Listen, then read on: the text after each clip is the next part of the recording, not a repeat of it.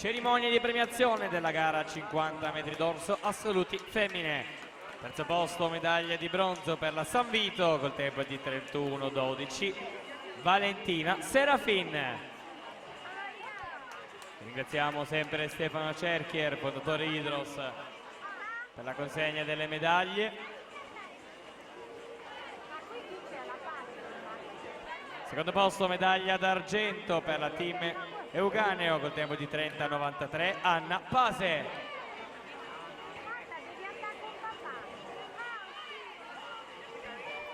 Primo posto, medaglia d'oro vince col tempo di 30:78 per l'Adria Nuoto, Elena Fabbri.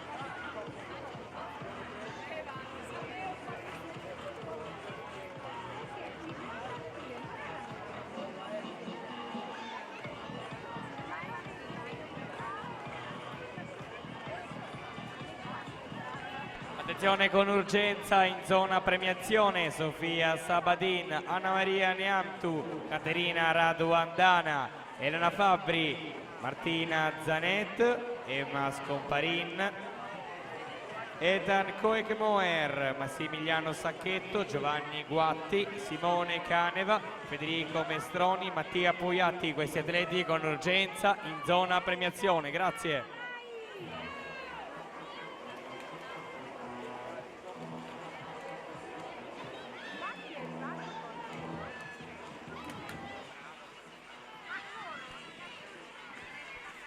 Per la prima serie i blocchi di partenza: in corsia numero 1 Giulia Sartori, Natatorium Treviso, alla 2 Sofia Lorenzon, Arcanuoto, corsia numero 3 Matilde Mariuzzo, Piave Nuoto, alla 4 Anita Barzari, Nuoto Mira, 5 Sofia Conte, Arcanuoto, alla 6 Benedetta Zene, Centro Nuoto Rosà, 7 Gaia Realini, Nuoto Club Brebbia, alla 8 Ginevra Revista Selvaggia Pasternac, Cus Udine.